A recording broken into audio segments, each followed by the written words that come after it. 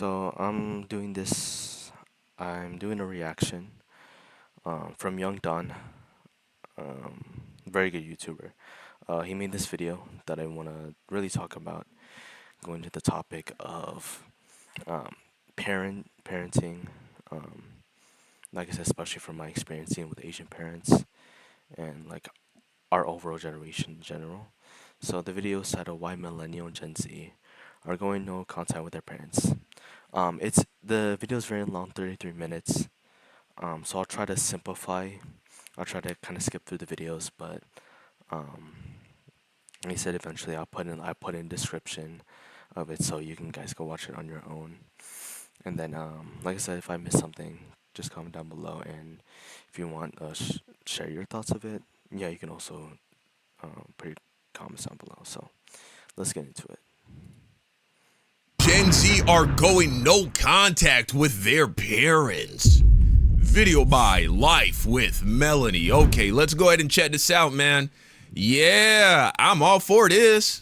Has anyone else noticed that when an adult child chooses to not have a relationship with a parent, it's always, but she's your mom, but he's your dad. You only have one dad, you only have one mom.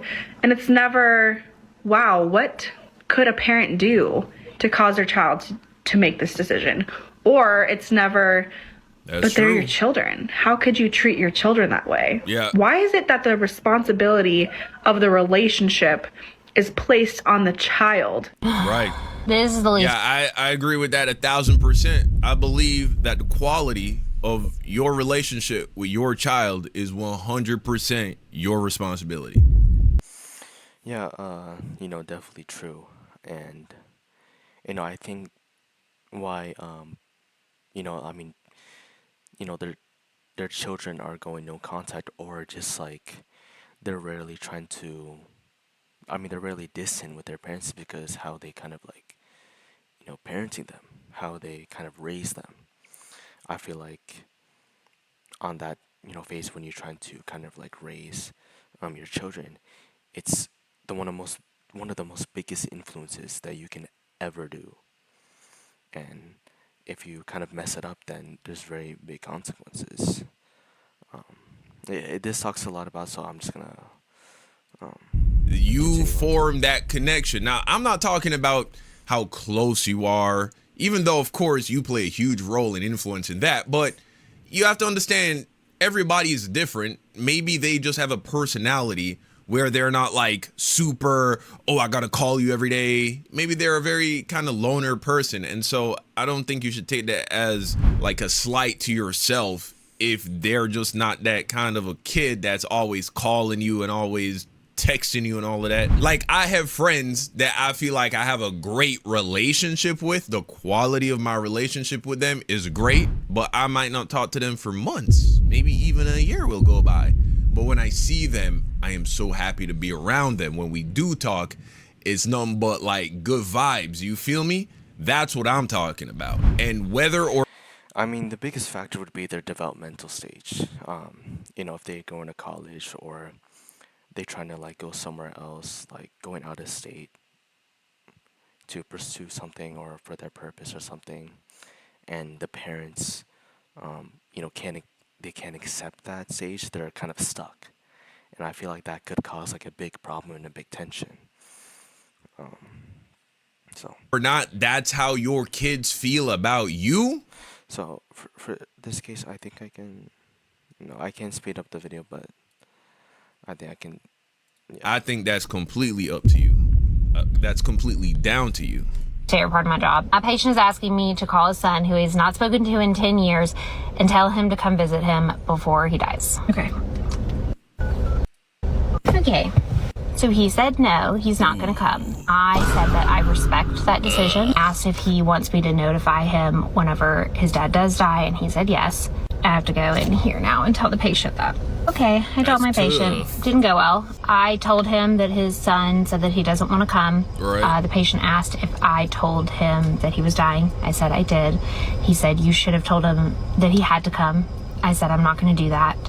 I offered if my patient wants to write his son a letter that I will get it to him, but I said I can't tell you that he'll open it. my patient told me to get out.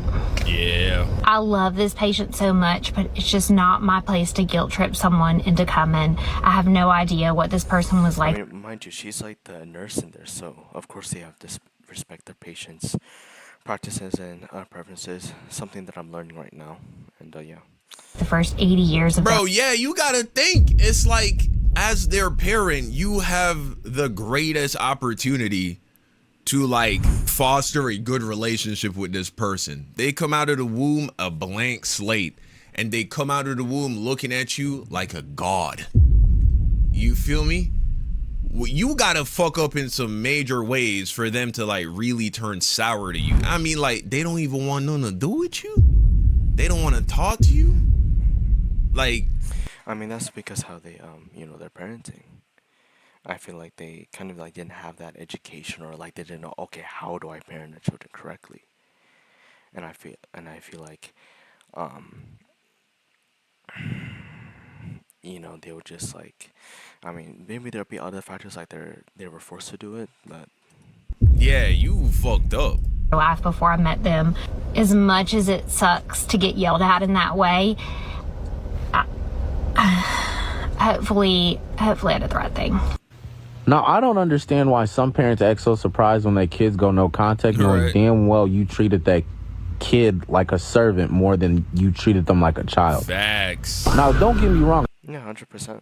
There's some amazing parents out there. For sure. But then there's a select group of parents that traumatize their kids, that never allowed their kids to speak, never created a safe space. And to be honest, you're one of the reasons why your child deals with so many different issues like anxiety, because you stressed that kid out. Facts. That kid never was allowed to be a kid because you forced them to grow up fast. Now, a lot of parents are going to say, I was young, I tried my best, I did everything I could. That still doesn't mean that you ever had the conversation where you apologize for all the wrongs that you did to your child. Right. If you as a grown adult, Or you just gotta accept it. Maybe you did do your best, but your best wasn't good enough. That's tough. I mean, I can definitely relate to this because, of course, I have Asian parents, and yeah, I mean, I'm still being pressured to go to school, be in like the hardest education. I mean, like I said, I'm going through that right now. I mean, it's definitely a good time to make that. Sorry. Oh, okay. It's okay. No, I just saw something, but like I said, I mean, it's definitely a good time to make that type of video, because I mean, it was all through childhood. I relate to it a lot in childhood, and I mean that caused me to have a lot of mental health issues. I think what he said about, I mean, he's saying about, you're treating them like servants and stuff. That's true. But it's mostly cultures that like, forcing children to like expect to do a lot of stuff and trying to make them be perfect. Like I said, Asian parents, that would be a good example of, like I said, getting straight A's, and like they're punishing them if they don't get like an 8 or something. Definitely faced that a lot before. Like I said, I mean, let's see what he would say. You know what I'm saying? A lot of people get divorced after trying their best in the marriage. They don't work out. yo, 40, 50, 60 years old, still can't self-reflect and listen to your child vent about the things that they went through, Right. and you're just going to dismiss their feelings. That's why they don't want to talk to your ass no more. Yeah. I understand this might make some of you mad, but a lot of these kids don't ask to be here. You sat up there and had that Actually, all of them, none of them asked to be here. child. You sat up there and brought that child into this world. Now, if you did it in an irresponsible way, and or you had a child before you was ready, are you going to put that onto the kid? Or are you going to take responsibility for your actions? Right. At the end of the day, a lot of kids would love to love their parents and have that relationship. But a lot of adults act like fucking kids. So there are more and more. Yeah. I mean, I definitely kind of agree. Yeah, I mean, I feel like it's like more of trying to relate and trying to understand and becoming more there, having that therapeutic communication. Because if a kid just vents to their parents, like their parents will gaslight them, saying like, "Oh, it's like stop with your emotions, got to do better." I feel like that's not the best way to kind of like raise or treat your children like that. And I forgot what he would say. So so let me go back. What he would say. Dismiss their feelings. Forced after trying their best in the marriage. 60 years old, still can't self-reflect and listen to your child vent about the things that they went through.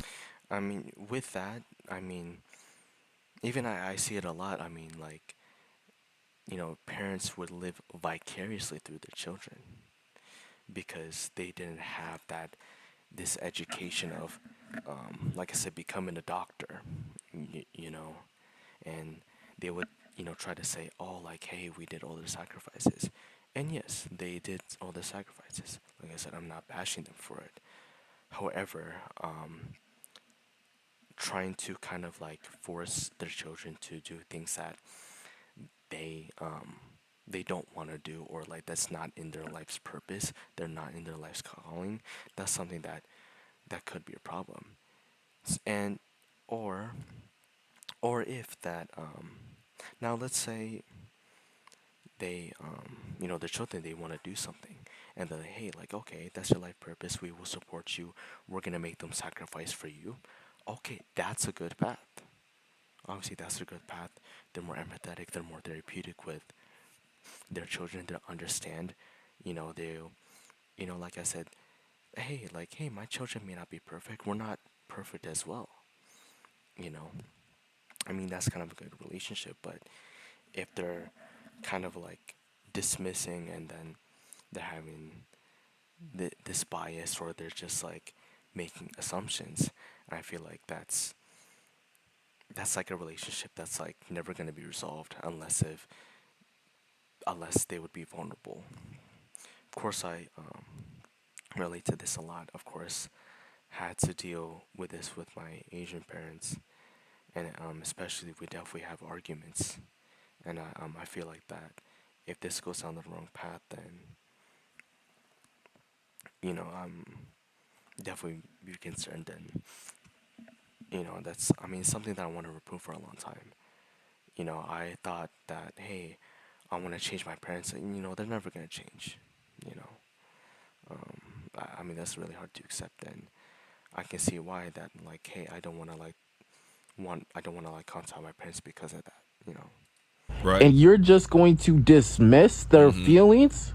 You going to relation. The family is viewed as that sacred union, and no matter what happens, Like, you know what I'm saying? Like, I listen to a lot of these stories. are making the difficult decision of going no contact with their parents. So traditionally, the family is viewed as that sacred union. Of to do Members, specifically, they were talking about parents. It's not because of something that happened to them when they were 11. It's because of repeated continues of patterns of behavior from their parents. And that resonated with me really hard because I had an abusive childhood and I have no contact with a lot of my family.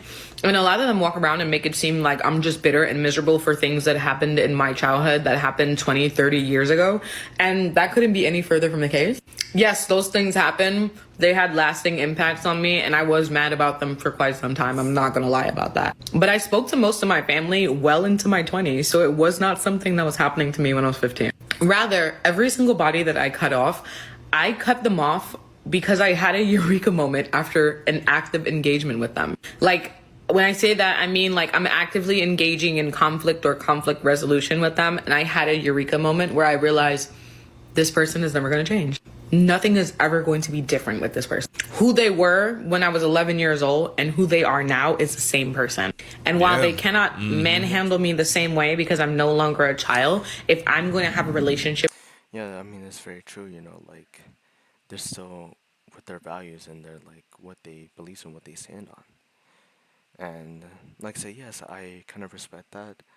However, my life is different from them, and I feel like, okay, if you respect how my life is going, I feel like, I mean, like, it is the biggest difficulty, especially, third generation parents or parents from other cultures. Yes, I had an abusive childhood, and I feel like how you know, my relationship with my parents back then is still the same as now. Um, you know, with this person, I have to be willing to subject myself to constant disrespect and being manhandled. And I decided that I didn't want a relationship with them that bad. It makes them feel better to tell themselves it's because I'm. I mean, that's why, like, hey, like, I plan to kind of like make all this money and move out and not have contact with my parents anymore, just because of that. I feel like this video, I mean, this video is going well. I mean, that's why I wanted to make that video. Bitter and I won't and I'm holding on to the past, but they are the same exact person when I was 11 years old that they are today. They have not changed. They're not going to change. And that was the realization that I had to come to. It's not what happened to me at 15. It's what happened to me at 15, 16, 17, 18, 19, 20, 21, 22, 23. For all the years that I'm in contact with you, I keep having the same experience. Right. And it was my own mother who taught me that the definition of insanity is doing the same thing over and over again and expecting a different response. At some point, it is insane to continue engaging with these people and expect anything different from them.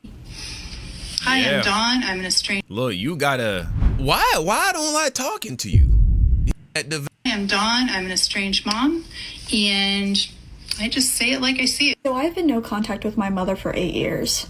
And this Wow. woman reminds me Wow. a lot of her. Go back and watch her original video. I will tag her so you can watch it, but the whole video is just her not taking accountability for anything she's done. Kids do not cut off their parents completely for small things. Right. They don't cut off their parents for things that have only happened once or twice. A lot of people cut off their parents because they think there's no hope for them to change. And because that parent is It's an never willing to ongoing take accountability for what they've It's an ongoing thing. done. She says something about like her not taking accountability and responsibility. I parents, they don't have that self-reflection of like, hey, did I make this right decision for my parent? They don't admit to, hey, I made this mistake, I'll try to change, I'll never do it again. Like, they don't have this self-reflection, and they're trying to hide it, and then they trying to kind of act like this figure of like, hey, what I'm saying is right. It's like, oh, they're saying like, hey, your mom is always right, like whatever she says, she's always right. Listen to her whenever you're gonna be successful. I mean, I feel like that can be very flawed in a way. I feel like a lot of kids, a lot of children can fall for that. Like, even though, yes, like they sometimes, hey, they're making good, like making the right decision by listening to their parents, there may be some decisions where they don't realize, hey, they think it's a good decision, but reality is kind of ruining their lives. So This woman avoids accountability at all costs. First, she says that she treated, I guess, her daughter-in-law and son like garbage during her daughter-in-law's pregnancy because she had a brain injury. And she just had zero control over everything she did at that point. Then she mentions how her therapist says that her ex-husband and her daughter-in-law were kind of the problem. At least that's what it insinuates. Then she talks about her last kid that went no contact with her, and how essentially they were influenced by their other siblings. That's that's not how she even a makes thing, bro. That's not even a thing. You can't influence me. My brother, my sister, you can't influence me to turn on a parent that I love. Nobody can influence me to turn on somebody that I like or that I love. You know what I'm saying? Like, it's just not possible. Whatever. Says, oh, but I've apologized, and I'm not exactly sure what she's apologized for, because the entire video is her not taking accountability for anything. She also mentions that her kids believe that she's going on a smear campaign by talking about this stuff. And I can relate. My mom would complain about me to anybody who had an ear open. This is disgusting, though. This is disgusting. Getting on the internet and complaining and whining about your family. I don't care if you're the child or the parent, though. I mean, I appreciate it because it gives us the opportunity to have this conversation. And I mean, that's why like people try to look for the answers online. You don't. And never taking accountability. At some point, you have to figure out what is more important to you, either your pride and ego or your relationship with your kids. It's so unfortunate to see so many parents on this app not getting it. I remember coming across this video and it was like, what is one thing that you wish your parents did? And I'm not kidding you, like 95% of the comments was, I wish my parents would admit when they were wrong. Damn, that's crazy. I mean, like, having the honesty and the vulnerability is gonna change a lot of things. If, they're children, it's like, dude, they can see it. It's like, hey, like, at least admit it. It's like, hey, we're not gonna judge you. Like, hey, we're not gonna judge you when you do the wrong thing. Even me, like, dude, I made a lot of mistakes. Even my parents too, like, I know they made a lot of mistakes. I feel like, it's like, I definitely had times where my parents would say, like, oh, I know this, did this right thing. And they kind of said they did this right thing, they'll never do it again. And even still to this day, they won't do it again. And I feel like that improved my relationship with a lot. I mean, it's not just a relationship with your parents, but, like, your relationship with your significant other. I mean, having that vulnerability would help a lot. So, I mean, I can see why, and also I would say that, if they having this type of relationship with their parents, I mean, like, wait until they try to date, that can have a big effect. Crazy, man. That's crazy. I wish my parents would take accountability, and there's a big reason as to why that is. These are the things that I didn't expect when I went no contact with my mom. I have been no contact. That was my first course of action, and I did nothing to try to make the person is acknowledging the trauma. And then even once the trauma is yeah, man, this is sad, bro. It's not the beginning of something. Typically, adult children that have gone no contact with their parents, that wasn't their first plan of action. They tried. I mean, trauma is a very big factor to everything, having that trauma, PTSD, and then because these type of parents, like, they would they would give the trauma, they experience it for themselves. That's why I kind of had that. I remember I had that vulnerable moment saying, like, hey, like, you guys did this to me. It's like, oh, you expect me to do their children back? It's like, yeah, we did it. We experienced it, but, like, just to try to teach you something. And I mean, that's not, for me, it's like, it's not the best way to kind of, like, do it. And I got very emotional at that point. Trauma is a very big factor. Burden to be carrying some shit. You asked to be here. You did not have to have them. I blocked my parents even though they... I mean, even, like, it's like, I didn't have this thought of, like, oh, I wanted to be here. It just happened. I didn't want, is something that, like, oh, I want to be here. It just suddenly happened. I mean, paid for some of my college and gave me a car because of this reason. Growing up, both of them had uncontrollable anger issues and absolutely no concept of boundaries. It was violent, emotionally abusive, verbally, physically. You get the picture. My mom would make some serious threats over my grades, and she would tell me, like, my friends would all realize how bad and stupid I am one day and leave me. When I got married, she claimed that my husband would abuse me and realize that I was a burden and leave me. Like, throughout my life, she tried to drive a wedge. Bro, people who say, I mean, I can definitely tell, like, it's kind of like definitely religion, culture. I mean, of course I face it too. Like, eventually I'm gonna face it now. Just anything to tear down your child. If you say things to tear down your child's sense of self-worth, self-esteem, their image, yeah, if they cut you off, you deserve that shit, bro. That is evil and wicked. I really believe that, bro. Like, to call your child anything negative, to me, that's like the pinnacle of emotional abuse, because what a person believes about themselves is the most important thing in regards to shaping the outcomes in their lives. And nobody has a greater influence over shaping your self-image than your parents. Throughout my life, she tried to drive a wedge between me and anyone that I cared about. I mean, I was just so tired of my parents constantly criticizing every decision I ever made and denying the abuse just because it happened so long ago. Every time I bring up just the physical abuse, they're like, why are you living in the past? It happened so long ago. I just couldn't pretend anymore that everything was normal, because every time I look at them, all I can think and remember is who they really are. I was afraid to cut contact with them because I was still on their phone contract for some reason. It's almost like having that trauma PTSD, and I definitely had times where I would remember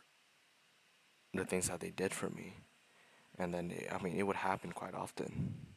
It's to a point where it got really bad. I tried to go to therapy, but I think that didn't help, so...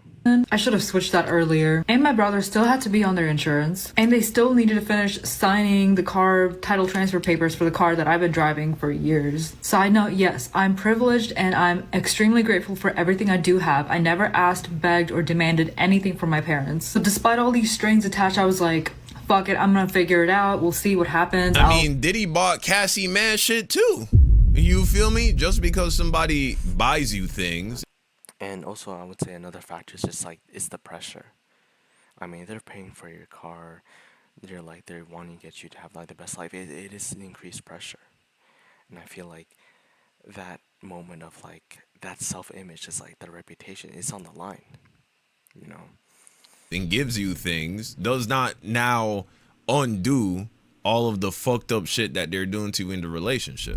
So I cut my dad off a couple weeks ago. So growing up, my parents are married. I had a very normal childhood. If anything, I was a huge daddy's girl. I loved my dad. I was obsessed with him, definitely put him on a very, very high pedestal. And I recognized that a lot of my friends and people that I went to school with at the time, people around me, they didn't really have, active fathers in their lives, or their parents were divorced, so they just didn't really see their dads as much. So I felt very lucky.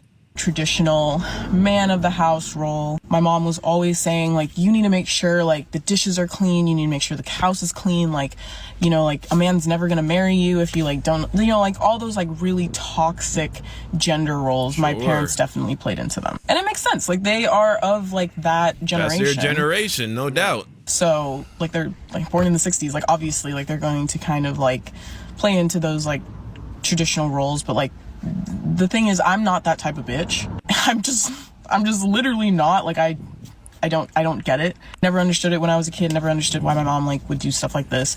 But also, of course, it's I still have to do all the chores, even though I'm in school. And then I would have arguments over that. So I would understand why. And yeah, definitely in general. Just my dad, when I was getting older, sure, he did help around the house and stuff like that. I'm sure it was equal for them at some point, but it's obviously my mom was always doing more. My mom always signed my permission slips. My mom always, took me to and from any kind of cheer practices or soccer practices or I'm still waiting on the fucked up part though. I'll be real with you. Yeah. And my dad was supposed to drop me off, and once he got there, it was I think it was $30 for me to attend that day, and he didn't want to pay for it, so we left. Okay. There would be times where we go to the grocery store. Well, I would imagine he didn't want to pay for it because he didn't have the bread. Did you consider that? Right? Okay, this is sounding a little crazy now. I would have to believe that if he was the kind of guy that you said he was when you were a kid, the only let's try to kind of go for it. You're going here, you have this maybe you went to the pizza, and if of course she's talking about. I'm assuming that it's kind of in dealing with an argument, and then of a small stuff. Me, I have to deal with an argument of not probably cooking rice. Still not listening. We've had to preach millions of times, we just want you to get better. We don't want you to drink anymore. You're hurting us as a family. And he just doesn't care. Okay, I think this is kind of a good part. And I can't personally put myself through that pain anymore. Okay. I know I am. Yes, but so if he's still drinking, he has a drinking problem, he's an alcoholic, then okay. Maybe she's just not that good at communicating the story, which happens. But all right, we'll move on. I'll give her the benefit of the doubt, especially if he's an alcoholic. Yeah, alcoholics, they're problematic, truly. My early 20s. But I can't have that energy in my life anymore because it's killing me. And I deserve to live a happy and fun, full life with people that love and support me and give me the same effort that I give them. And so do you. Yeah, man. So I got my kids, and my approach is just, I'm conscious of that. I believe that it is up to me to determine the quality of my relationship with my children. And I'm just very careful to not take their love for me when they're small for granted. For instance, my children, they follow me around like my shadow, bro. Like when I'm in my office, this is the only time I'm really ever by myself, because as soon as they hear that office door open, daddy, daddy, dad, and then they're just like moons just running around me, bro. And of course, I love that and I appreciate that. But of course, sometimes that can be annoying. But I am careful to never shoo my children away. I'm careful to never express annoyance with them. Or if I'm feeling a little bit annoyed, like they're like, daddy, daddy, daddy, I might look at them like, you know what I'm saying? Like, what the fuck you want? Type of look, like, and then they'll say whatever they say, and I'll, okay, baby, da da da. Why? Because ultimately, if you tell your kids, whether it be physically, verbally, to leave me alone when they're little and they love you unconditionally and they are obsessed with you, then don't complain when they leave you alone when they're older. You feel me? That's how I look at it. I also really believe in respecting your children as individuals. They are not servants.